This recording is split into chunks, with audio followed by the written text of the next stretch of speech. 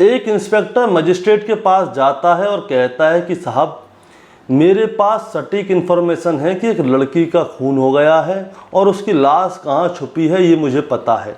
तो जैसे ही मजिस्ट्रेट ये वाली बात सुनता है तो तुरंत एक टीम गठित करता है और जहाँ पे इस लड़की की लाश को छुपाने की बात की गई है वहाँ पे जाके टीम खुदाई करवाती है और वहाँ पे उस लड़की की लाश मिल भी जाती है। दरअसल लाश नहीं मिली थी, लड़की की लाश के कंकाल मिले थे। टोटल जाके 210 हड्डियाँ होती हैं।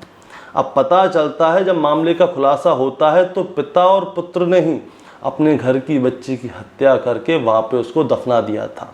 अब उन दोनों को जेल भेज दिया जाता है। दरअसल इस मामले को सुलझाने में कईयों साल लग गए थे। अब क्या होता है, पिता पुत्र जेल पहुंच जाते हैं तो उसके तुरंत बाद ही एक ऐसा चमत्कार होता है कि जो पिता पुत्र पहले अदालत में जेल भेजे थे, जिनको पुलिस ने गिरफ्तार किया था, अब नौबत ये आ गई थी कि पुलिस खुद जेल जाने के लिए मजबूर हो गई थी। दरअसल दोस्तों, आज की कहानी में कुछ ऐसे ही राज हैं, ऐसे ही रहस्य हैं। ये कहानी भी कुछ अलग है, तो ज़रा इसको ध्यान से सुनिएगा। अगर आप चैनल पे हैं, नए हैं, तो चैनल को सब्सक्राइब करके जाइएगा, क्योंकि आज की कहानी भी कुछ दिलचस्प होने वाली है। नमस्कार दोस्तों, मैं गौरव शर्मा और आप देख रहे हैं गौरव शर्मा सफ़र। दोस्तों, आज की जो सच्ची घटना मैं आपको सुनाने जा रहा हूँ, ये सच्ची घटना है मध्य प्रदेश का एक ज़िला है छिंदवाड़ा, और इसी छिंदवाड़ा ज़िले का एक थाना लगता है अमरवाला, और इसी की एक चौकी है सिंघोली, और सिंघोली की ही एक चौकी का एक गांव लगता है जोतनाला। मैं बात कर रहा हूं 13 जून 2014 की। रात को लगभग 10:30 बजे का समय होता है। एक घर के अंदर एक परिवार होता है जिसमें कि पति पत्नी और बेटा और बेटी होते हैं। 4 लोग रहते हैं टोटल इस घर में। जो माँ होती है लक्ष्मी, उसकी रात को 10:30 बजे के आसपास आँख खुलती है। तो वो आँख खुलती है तो वो देखती है उसकी बेटी, जिसकी उम्र लगभग 14 साल होती है, उसका नाम है कंचन। वो अपनी चारपाई पे नहीं होती। तो उसकी माँ सोचती है कि हो सकता है उसकी बेटी बाथरूम वगैरह कहीं गई हो, तो वो उसका थोड़ी देर तक इंतज़ार करती है।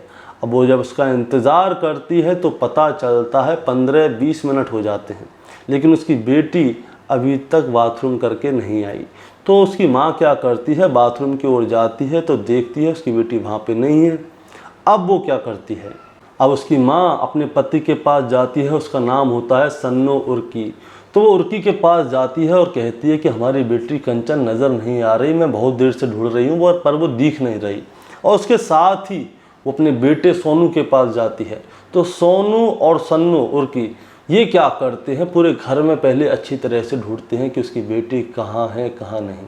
अब घर में वो लड़की नहीं दिखती, तो वो आसपास के सारे एरिया को ढूंढते हैं कि वहाँ पे क्या है क्या नहीं है, कहीं ऐसा तो नहीं बाहर कहीं गई हो, छत पे तो नहीं है। वो सारी जगह ढूंढ लेते हैं लेकिन नहीं दिखती। अब धीरे धीरे करके रात को ही गांव में पता चलना शुरू हो जाता है कि इनके घर की लड़की कंचन, जिसकी उम्र 14 साल है, वो गायब हो चुकी है। पूरे गांव में शोर हो जाता है, जगह जगह उसको ढूंढा जाता है, लेकिन कंचन कहीं पे किसी को नज़र नहीं आती। 1 घंटा बीत जाता है, 2 घंटे बीत जाते हैं, 3 घंटे बीत जाते हैं, लेकिन अभी तक कंचन के बारे में कोई पता ही नहीं है। अब रात को ही पुलिस को फ़ोन कर दिया जाता है, लेकिन पुलिस क्या होती है, वो कहती है कि अभी तो आपकी बेटी को 1-2 घंटे तो हुए, कहाँ है आप देखो, हम सुबह आते हैं।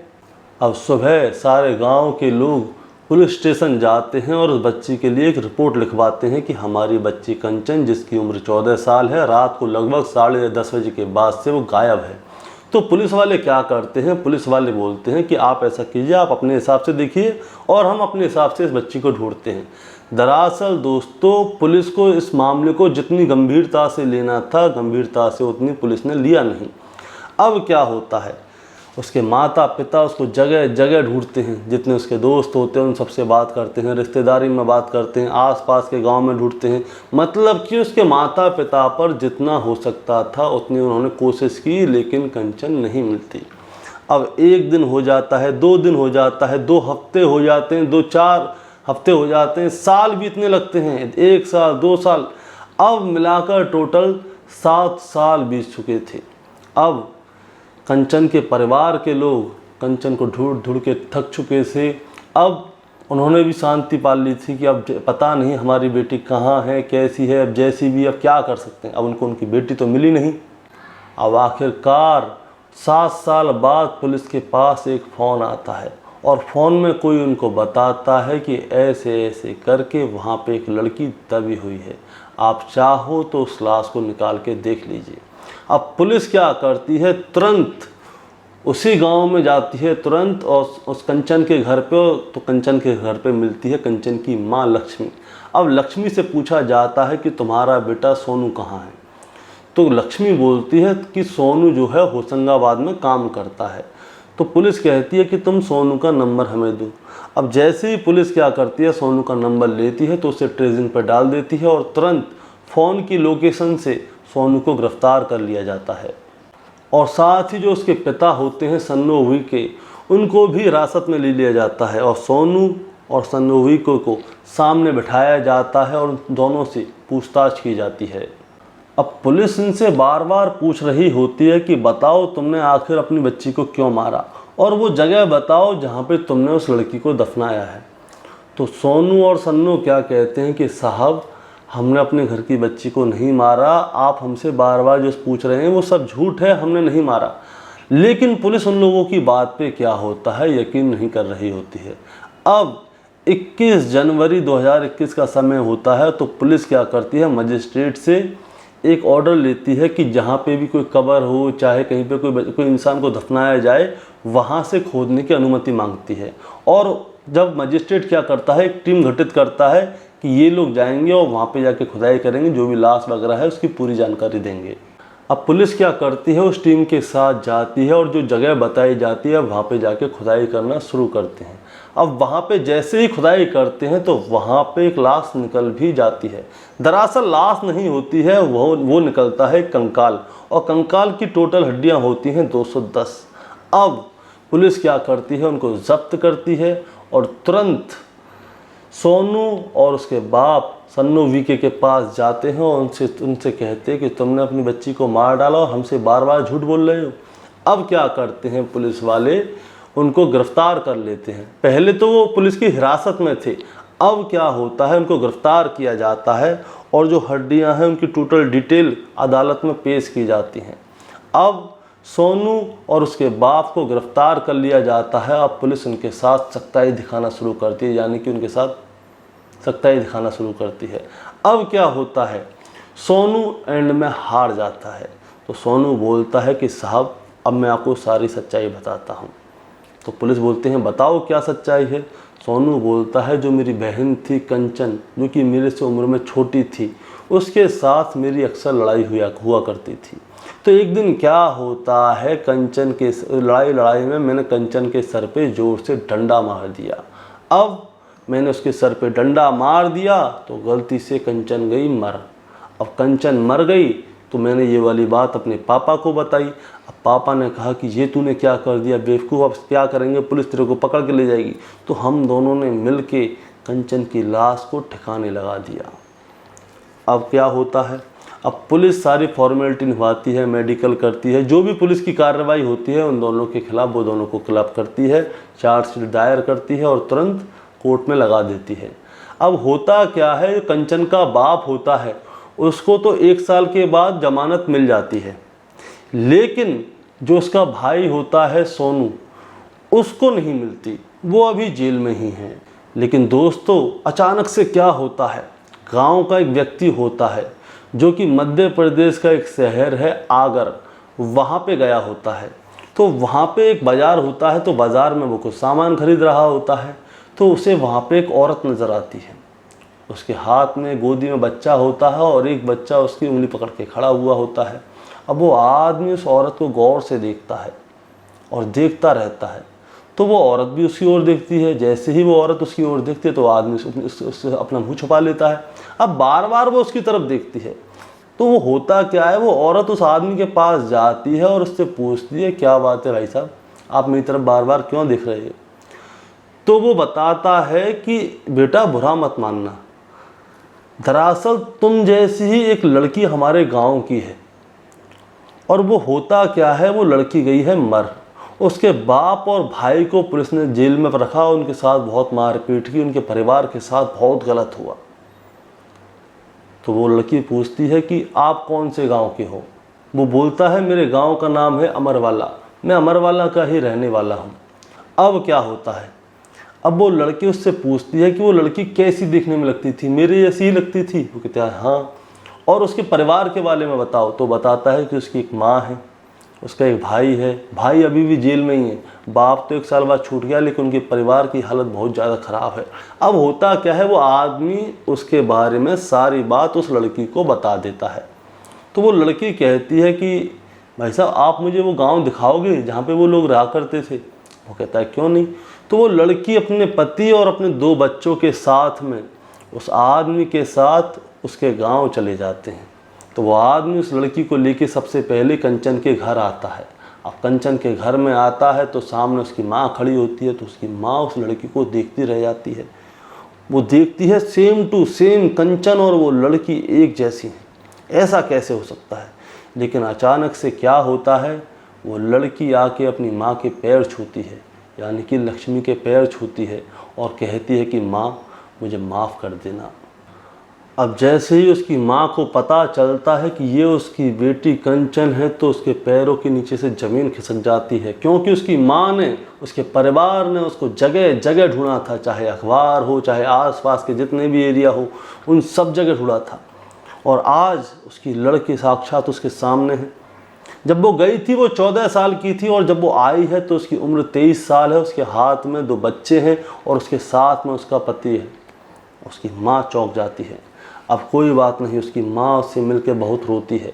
अब क्या होता है, अब वो लड़की जो नज़दीकी थाना होता है सिंगोड़ी, वहाँ पर जाती है और पुलिस से कहती है कि साहब मैं ज़िंदा हूँ, आज से 9 साल पहले आपने मेरे पापा और मेरे भाई को गिरफ़्तार किया था।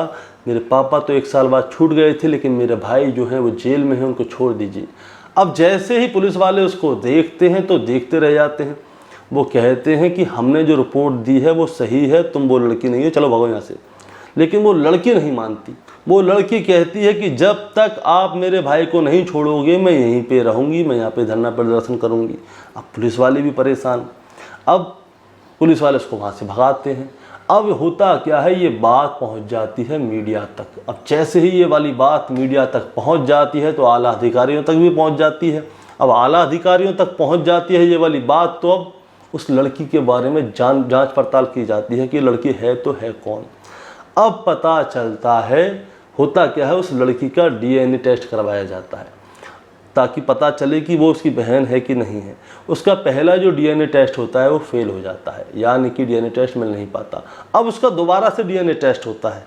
अब जैसे ही उसका दोबारा से DNA टेस्ट होता है तो पता चलता है कि वो लड़की सोनू की बहन कंचन ही है। अब पुलिस वाले उस लड़की से पूछताछ करते हैं कि एक बात बताओ, तुम 14 साल की उम्र में यहाँ से गायब हुई थी, तुम कहाँ गई थी, सही सही बताना, कहीं ऐसा तो नहीं तुम्हारे घर परिवार वालों ने तुम्हारे साथ मारपीट की हो या तुम्हारे साथ कोई गलत चीज़ हुई हो। तो वो लड़की बताती है कि दरअसल बात ये है, जब मैं 14 साल की थी तो मैं गाँव की ही एक लड़की के बहुत नज़दीक आ चुकी थी। मैं उससे प्यार करती थी, लेकिन मुझे ये पता था कि मेरे परिवार के लोग इस लड़के से मेरी शादी नहीं होने देंगे। तो हम दोनों ने क्या किया था, हम दोनों वहाँ से भाग गए थे। इसके बाद में ये दोनों आसपास के जितने मालवा, आसपास के जितने भी लोग, जितने भी ज़िले होते हैं, गांव होते हैं, वहाँ रहते हैं और कुछ समय के बाद ये दोनों शादी कर लेते हैं। और उसके बाद में मैंने कभी भी मुड़कर ना अपने गांव की ओर देखा, ना ही मैंने अपने परिवार की ओर देखा कि मेरे गांव में क्या हो रहा है, मेरे परिवार में क्या हो रहा है। लेकिन अभी कुछ समय पहले एक गाँव का आदमी मुझे मेरे शहर में मिला। वो बाज़ार में मिला तो उसने मेरे को मेरे परिवार की सारी बात बताई। जैसे ही मुझे परिवार के बारे में पता चला कि मेरे पिता और मेरे भाई को पुलिस ने पकड़ा है, टॉर्चर किया है, उनको जेल डाला है, तो मुझे अंदर से लगा कि शायद मेरे परिवार वालों के साथ में गलत हो रहा है। इसीलिए मैं यहाँ पे आई हूँ ताकि मेरे भाई और मेरे पिता जो हैं वो बेकसूर निर्दोष साबित हों। अब दोस्तों सोचने वाली बात ये है कि जो पुलिस ने लाश निकाली थी वो लाश किसकी थी, और इस लड़की के भाई सोनू और इसके बाप सन्नू ने आखिर ये गुनाह कबूल क्यों किया कि इन दोनों ने ही अपने घर के परिवार की बच्ची की हत्या की थी। अब मीडिया वाले इसी सवाल का जवाब जानना चाहते थे और पुलिस वाले जो हैं इस मामले को दबाना चाहते थे। आखिरकार अब ये मामला कोर्ट में पहुंचता है। अब सारी डीएनए रिपोर्ट वगैरह कोर्ट में पेश की जाती हैं तो पता चलता है कि ये लड़की कंचन ही है और ये जिंदा है।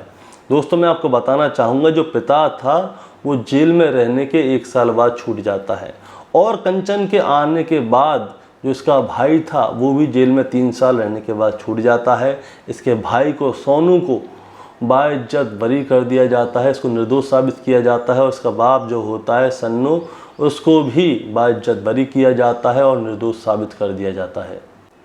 अब सवाल ये किया जाता है कि जो लाश निकली थी, आज से तकरीबन 9 साल पहले जो लाश निकली थी, जिसकी हड्डियां निकली थी, तो उसका डीएनए चेक क्यों नहीं कराया गया कि ये लड़की उन्हीं के परिवार की है या नहीं। दरअसल दोस्तों, पुलिस ने डीएनए सैंपल भेजे तो थे, लेकिन पुलिस ने क्या है, उन डीएनए सैंपल की रिपोर्ट नहीं ली थी। अब रिपोर्ट नहीं ली थी तो इसकी वजह से जितने भी जांच अधिकारी थे उन सब की बहुत ज़्यादा फजीहत होती है और उनकी जांच के ऊपर सवाल खड़े होते हैं। इस सारे मामले को कोर्ट ने लापरवाही माना और कोर्ट ने सीधे सीधे आदेश दिए कि जितने भी जांच अधिकारी थे जो इस मामले की जांच पड़ताल कर रहे थे, उन सब की भी कड़ी जांच होनी चाहिए। दोस्तों, दरअसल ये मामला जो है 2024 में बहुत ज़्यादा हाईलाइट होता है। अब वो लड़की अपने घर पे आ गई है और वो अपने परिवार के साथ बहुत खुश है। अब उस परिवार के जो लोग हैं उन्होंने साफ साफ पुलिस के ऊपर आरोप लगाते हुए कहा है कि हमने जो इतना सफ़र किया है, इतने दिन तक हम जेल में रहे थे, उसका हमें मुआवजा मिलना चाहिए। अब इन लोगों को उसका मुआवजा मिला है या नहीं मिला, इस मामले में तो हम कुछ कह नहीं सकते, लेकिन ये केस जो है सॉल्व हो गया है। लेकिन दोस्तों, जो भी इस परिवार के साथ हुआ है वो बहुत ही ज़्यादा भयानक हुआ है। दरअसल इस परिवार के साथ में पूरे 9 साल तक बहुत ही ज़्यादा गलत हुआ था। अब इनसे बाद में पूछा जाता है, जो इस लड़की के पिता और भाई होते हैं, कि आखिर तुमने इस मामले को, जो लाश मिली थी उसके बारे में कबूल क्यों किया। तो उसके भाई और बाप बताते हैं कि पुलिस ने हमको बहुत ज़्यादा टॉर्चर किया था। अब वो लोग उस टॉर्चर को सह नहीं पाए तो उन लोगों ने कहा कि जो हो रहा है होने दो, कम से कम जान तो बचेगी, इसलिए उन लोगों ने इस गुनाह को कबूल कर लिया था। दोस्तों, अब वो लड़की अपने परिवार के साथ आ गई है, खुशहाल जी रहे हैं। और ये कहानी के बारे में आप क्या कहना चाहेंगे, आप हमें ज़रा कमेंट में बताइएगा। अगर चैनल पे नए हैं तो चैनल को सब्सक्राइब करके ज़रूर जाइएगा, ताकि रोज़ाना रात को 8 बजे हम आपके लिए ऐसी ही एक नई कहानी लेकर आ सकें। नमस्कार।